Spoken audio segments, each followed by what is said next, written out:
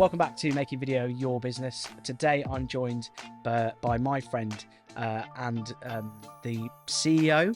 No. Director of? No. What fancy title have you got, Richard? My fancy title is Chief Information Officer. Fantastic. Yeah, all technology. Chief Information Officer for Rent Guarantor. Richard, thanks so much for giving me some time today. You've come not from far because you live in the centre of property for the UK, Grantham. I don't live here, no. I mean, you're doing well so far. Near. Wrong job title, wrong location. I live close. You live close. Yeah, I live close. Richard, can you give me a bit of background about you, where you've been in industry, and where you find yourself now? 16 years in the industry now, although I don't look old enough. I know. I don't look old enough. I shave my hair through choice. Yes, of course, yeah. I started in the industry, I think like a lot of people, by accident. Worked at HomeLet, so the largest referencing provider to letting agents for many, many years. I was there for 7 years, progressed through that time from selling insurance on the phone to looking after HomeLet's principal accounts, so Countrywide, Belvoir, those kind of size businesses. I then moved away and worked for a company called Let Risks, which doesn't exist anymore. Yeah. Not because anything bad happened, but because it purchased at the time the Landlord Hub. They merged together and became the Lettings Hub, which is still thriving. Still very thriving business, yeah. I took a bit of a weird change and I actually came to work in Grantham for 7 years at the tenant shop.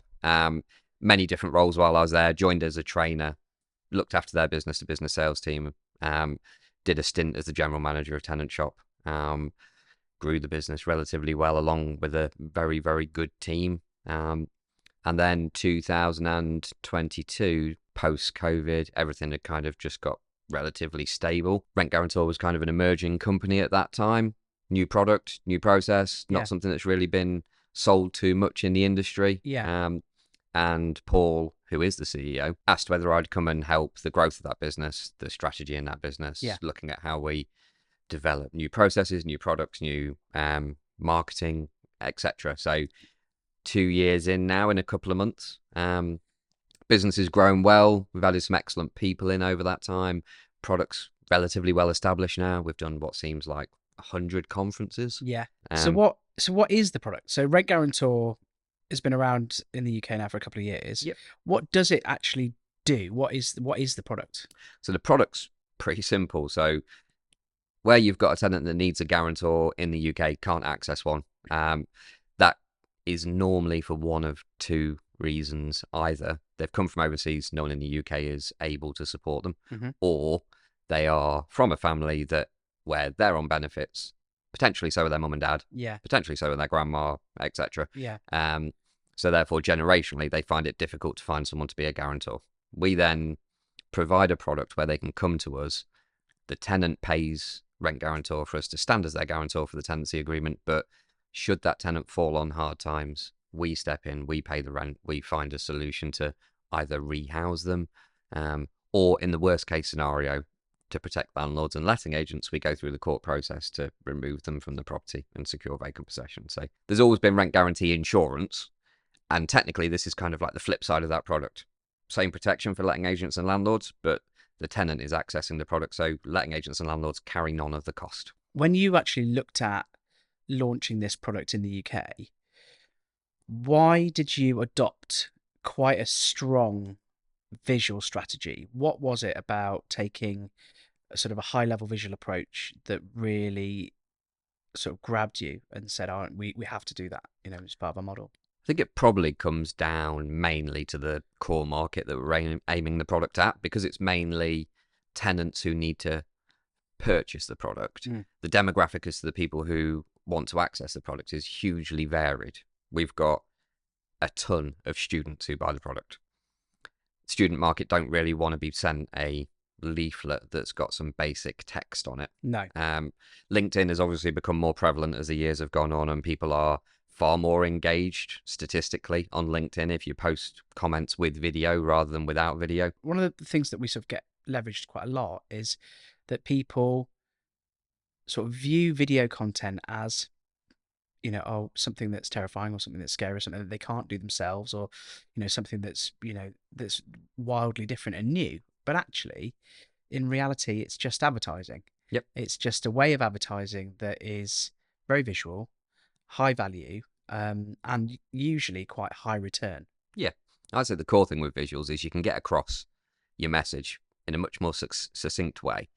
It's far more engaging. If I want to get across what our business does emotionally, you can't do that in text. Whereas the video that you guys recorded for us very clearly lays out that we're helping people who can't access property get access to property. It basically takes our story and lets people really believe that where you couldn't access a property before, you probably can now. You can come to Rent Guarantor, and it's the story that sells that messaging. It's not the words that come up on the screen. It's not the words on a bit of paper. It's the emotion of the people who are in our video. They've managed to secure a house because they want to move for studies, for work, whatever it might be. And there's a difficulty in our industry where the people who find it most difficult to rent a new house are the people who have historically potentially had financial difficulty, might have had CCJs, might not have a long-term history of employment. But in reality, having spent 16 years in the industry now, one thing I can definitely say is most people want to pay their rent. Yeah. That doesn't change whether you're a low earner or a high earner. There's no one who wants to find themselves in a position where they can't pay it. Because our product is very intelligent, but also very simple, people do make the decision that they want to buy it. People have made the decision that it's the right thing for them and it gives them access to a house. Landlords obviously just see that they get the same protection they'd get from rent guarantee, but they've not got to pay any money for it. So to them, it's a bit of a no-brainer. But the core thing that is difficult when you've got something new like this is saturating a market that already understands the industry has worked this way for 20 years. You reference someone, you say they're acceptable or they're not, and they either tick a box or they don't. We're now saying, oh, there's an option if you don't tick that box to kind of go down a different path. So we have to get that message out there, and people have to become more aware of the fact this product even exists. So what would you say to suppliers? You know, because some suppliers are quite forward thinking in terms of visual content. Others are not late to the party, but they're maybe slightly behind the curve in terms of visuals.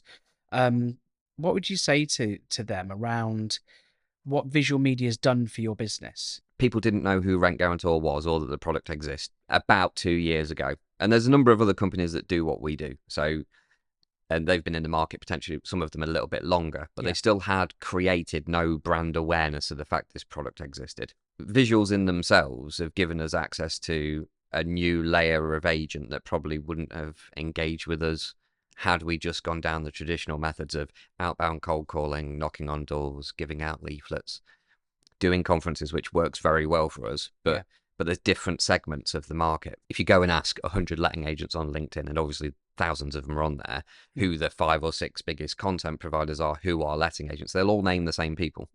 So you kind of got Megan 18 and Toby and people that are now coming into the forefront of doing more video than anyone else. So if you look at those people building a reputation on the back of video, that kind of shows you the impact that video can have at a personal level.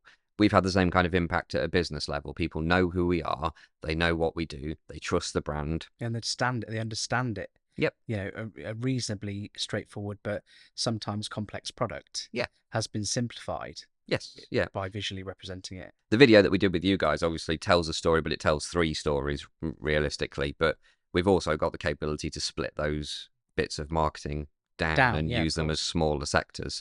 So there's a student story in our advert, which we use for student marketing. There's a older gentleman who is moving house and relocating on his own. So people probably wouldn't understand that guarantors can stand as guarantor for anyone. Yeah, regardless of age, demographic. They see a guarantor as someone who's standing for someone who didn't pass referencing, not someone whose situation has changed. We could paint that the older gentleman in our advert in a story that says he's potentially on his own because of his age, because he no longer has a wife. Yeah. Which means his income might used to have been X and now it might be half X. Yeah, correct. Is he still likely to pay his rent? Yeah. Of course he is. Of course he is, yeah.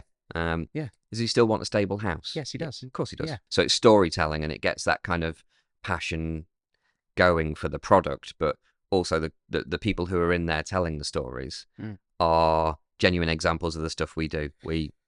we deal with a lot of students coming from overseas, but we can't tell the people overseas that we do that without the right story. Yeah, correct. Yeah. Now we can put our advert not just on our website, not just on LinkedIn, but we can give it to overseas relocation agents Yeah.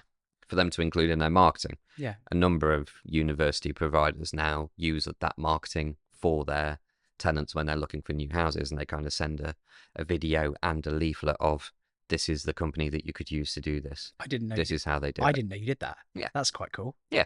That's so, great. So yeah, we use it a lot. We've also obviously re-recorded recently our frequently asked questions for our website. So we've dropped out text for frequently asked questions because people don't want to read text. They want to either listen to people or they want to look at people and listen to them at the same time. Where do you think you transact well on social media? What do you think are the core markets for businesses of your type, and also, I guess, businesses, so property businesses, I guess? The real success for us for social media comes from LinkedIn. So whilst it's obviously a business social media channel, it has an element of just social as well. If we're looking at how we target new businesses and new business partnerships, including landlords, because there's a lot of them on there. Yeah, loads.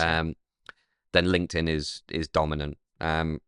We have had an Instagram account, a Twitter account, a Facebook account, and we've kind of used them for different things. So from a Twitter perspective, because we're a listed company, we kind of use that for updating specific followers on what's going on corporately. But we don't do much marketing on there.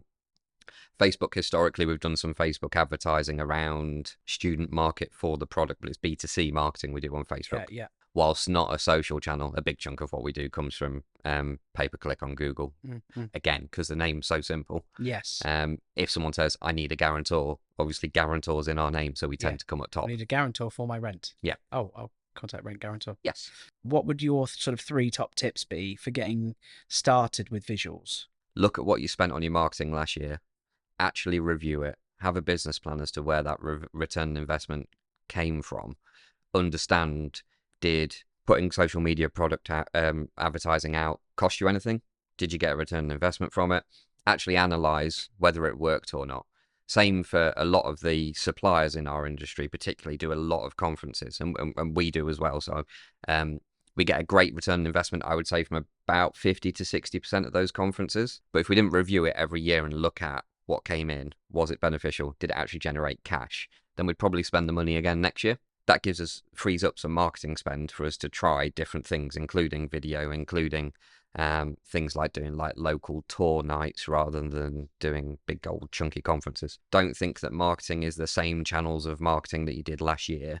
Think about what everyone else is doing and why they're doing it. So the more video that's done, the more we'll see a return on investment from it. The second top tip I'd say is genuinely don't be scared of it. It's much easier to sit and talk to people than it is to write an article. Obviously, you can have AI write your article now if you want, but then there's no passion in it. There's no personalization. Will it be clear, concise, and potentially slightly engaging? Yeah. But where you've got those people on video, obviously you tend to get a bit of personality come across. It's not quite so wooden as text. Personality can come across in video. You can have a bit of fun. You'll obviously inevitably screw it up every now and then, so you'll have some outtakes or bits where you're having a bit of fun and making marketing that you probably didn't intend to make in the first place, and some of it that won't be distributable. And the third tip, and it's a weird one, is if you get to do video and you've got to do it by auto cue, it's way harder than it looks. Would be my third tip. So I've done a bit of both now over the last year, and I thought auto cue would be easier than just freestyling and having a bit of fun, but auto cue can be a little bit more difficult because you're reading, so you kind of go back to that wooden side of where's my personality gone. So if you're going to auto cue stuff, practice it. So if you've got to know what you want to say, not just have it written, and how you want to say it and where you want to press. Yes. And that passion and that emotion, put some of that in there. Yeah. And when you freestyle, in fairness, and don't do the auto cue stuff, you make more mistakes. Yeah. But you sound like a human. Yeah. So, I quite like that. So you've got to have a bit of a blend of both, in my opinion. That it's easier having done a number of conferences or speaking arrangements where we talk about our products over the years. In my opinion, it's far easier to stand up at the conferences, and obviously you're doing a bit of a tour at the moment as well. It's easier to stand up there, stick your logo behind you, and talk with passion about the thing that you want than it is to stick up 20 slides with boring content that means that people read the slides rather than listen to you or talk to you. To the extent and this is probably another thing for video, some of the conferences and bits that we go to, and we're going to do more of this over the next year or so, where we present at conferences, our intention is that we'll say, here's a small video about what we do, and we'll put the video on the screen and we'll shut up, because then our message is consistent, but it's still a human you're listening to. It's not slides. Yeah. Slides are boring. They're rubbish. We're all humans, and we want to see the other humans. We want to see that you're happy, and we want to see the body language, and that's why video works. It's not just video advertising. It's video as part of life. It's video as part of business. Everyone's embraced it with Teams and Zoom, but not kind of quite dragged it across into their advertising strategy yet. But they should, and they should have a crack at it. They should have a look at what the return on investment is. It's not even necessarily expensive to do it in the first place. You can just do it yourself if you want. Yeah. It won't be the same standard as paying for it professionally, but it gives you an insight into the fact that people do engage. Yeah. Then, once you've got proof of concept, go and spend some proper money on it. Rich, thanks so much for your time. I really appreciate you coming over from all the way from Lincoln. All the way. All the way from Lincoln. But yeah, I wish Rent Guarantor continued success. And I will see you somewhere soon, not in another Lincolnshire. conference. At another conference. Another conference. I love a conference. Me too. Yeah. See you, mate. Thank you very much.